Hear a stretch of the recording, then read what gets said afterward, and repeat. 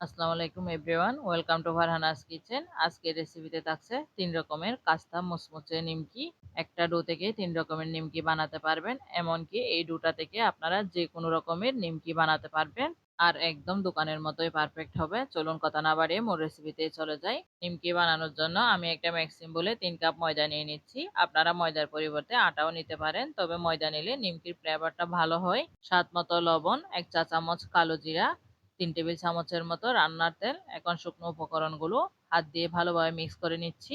আপনারা চাইলে তেলের পরিবর্তে ঘি ইউজ করতে পারেন। মিক্স করার পর হাতের মুঠোতে নিলে যখন এরকম দলা পেকে আসবে তখন বুঝবেন তেলের পরিমাণটা একদম পারফেক্ট হয়েছে। তারপর অল্প অল্প করে পানি দিয়ে একটা ডো তৈরি করে নিচ্ছি।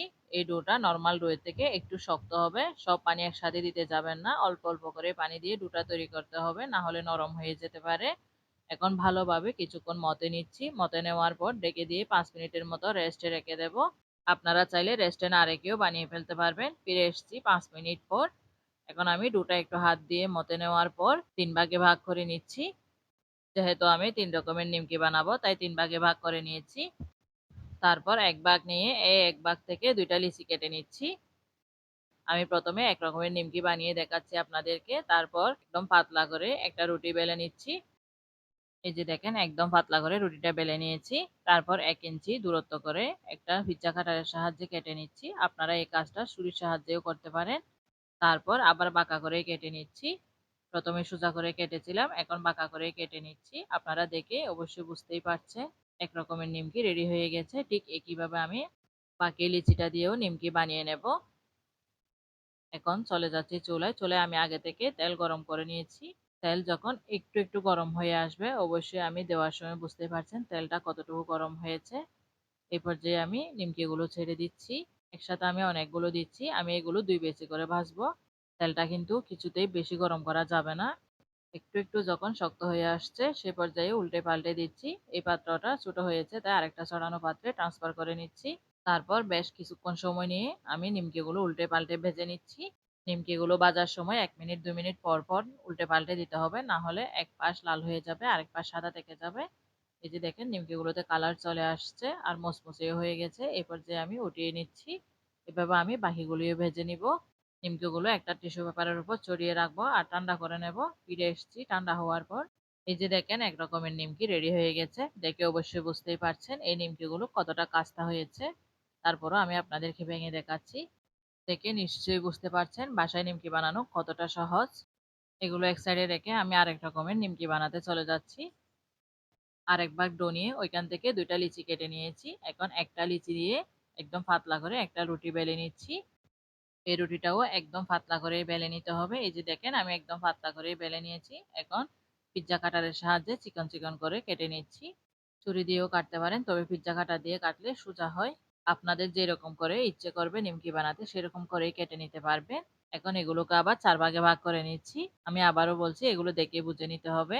ঠিক একইভাবে আমি বাকি লিচিটা দিয়েও এরকম নিমকি বানিয়ে নেব। এই যে দেখেন ভাজার জন্য নিমকি রেডি। ঠিক আগের কড়াইতে আমি নিমকিগুলো ভেজে নিচ্ছি। নিমকিগুলো একদম লো আছে উল্টে পাল্টে সময় নিয়ে ভেজে নিতে হবে।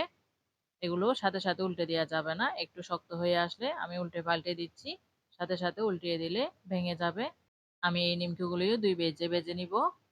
দেখেন নিমকিগুলোতে কালার চলে আসছে আর মুচমুচেও হয়ে গেছে। এই পর্যায়ে আমি 1 মিনিটের মতো উল্টে পাল্টে তারপর তুলে নিচ্ছি। এগুলোই আমি একটা টিস্যু পেপারের উপর ছড়িয়ে রেখে দেবো যাতে ঠান্ডা হয়ে যায় আর তেলগুলো শুষে নেয়। ফিরে এসেছি ঠান্ডা হওয়ার পর। এই যে দেখেন এই নিমকিগুলো কতটা মুচমুচে হয়েছে। শুধুমাত্র বাসায় ময়দা থাকলে এই নিমকিগুলো একদিন বেশি করে বানিয়ে একটা এয়ারটাইট বক্সে 1 মাসের জন্য সংরক্ষণ করতে পারেন। এই নিমকিগুলো খেতে একদম দোকানের নিমকির মতোই। এখন একদম লাস্ট নিমকিটা বানিয়ে নিচ্ছি। যে বাকি ডোটা ছিল ওইটাকে 2 ভাগে ভাগ করে নিয়েছি। এখন গোল করে শেপ দিয়ে একটা রেখে দিয়েছি। এখন আরেকটাকে রুটি বেলে নিচ্ছি। ঠিক পাতলা করে রুটিটা বেলে নিব। এই যে দেখেন একদম পাতলা করে বেলে নিয়েছি। এখন একটা মকের সাহায্যে গোল করে কেটে নিচ্ছি। আপনারা এই কাজটা কুকি কাটার দিয়েও করতে পারেন, তবে আমি একটু বড় সাইজ করে কাটছি তাই কুকি কাটার ইউজ করি নাই। কুকি কাটার দিয়ে কাটলে এর থেকে একটু ছোট হতো। যে এক্সট্রা সাইড গুলো আছে এগুলোকে আমি নিমকির মতো ভেজে নিব। এখন এই রুটিগুলোতে একটু পানি লাগিয়ে আমি 2টা বাঁশ দিয়ে দিচ্ছি। বাঁশটা আমি কিভাবে দিচ্ছি দেখেন, 3 কোনা করে বাঁশটা দিয়েছি। তারপর একটা কাঁটা চামচ দিয়ে ছিদ্র করে দিয়েছি। এখন আপনাদেরকে আমি আরেকটা বানিয়ে দেখাচ্ছি। এটাও কাঁটা চামচ দিয়ে ছিদ্র করে নিচ্ছি। ছিদ্র করে না দিলে এগুলো লুচির মতো একদম ফুলকো হয়ে যাবে। এখন চলে যাচ্ছে ভাজতে। ঠিক একই তেলে আমি এগুলোও ভেজে নিচ্ছি। এই নিমকিগুলোকে একদম লো আঁচে উল্টে পাল্টে সময় নিয়ে মুসমুসে করে ভেজে নিতে হবে। দেখেন বেশ কিছুক্ষণ ভাজার পর কালার চলে এসছে এবং মুসমুসে হয়ে গেছে। আমি আরেকটু কালার আসার জন্য আরো 1 মিনিটের মতো উল্টে পাল্টে ভেজে নিচ্ছি। তারপর উঠিয়ে নিচ্ছি। দেখলেন কত সহজেই একটা ডো দিয়ে 3 রকমের নিমকি বানিয়ে নিলাম। সবশেষে সবগুলা নিমকি আপনাদেরকে একসাথে দেখাচ্ছি। আশা করি এই রেসিপিটা আপনাদের ভালো লেগেছে। ভালো লাগলে আমার চ্যানেলটি সাবস্ক্রাইব করে পাশে থাকবেন। দেখেন এই নিমকিগুলো কতটা পারফেক্ট হয়েছে।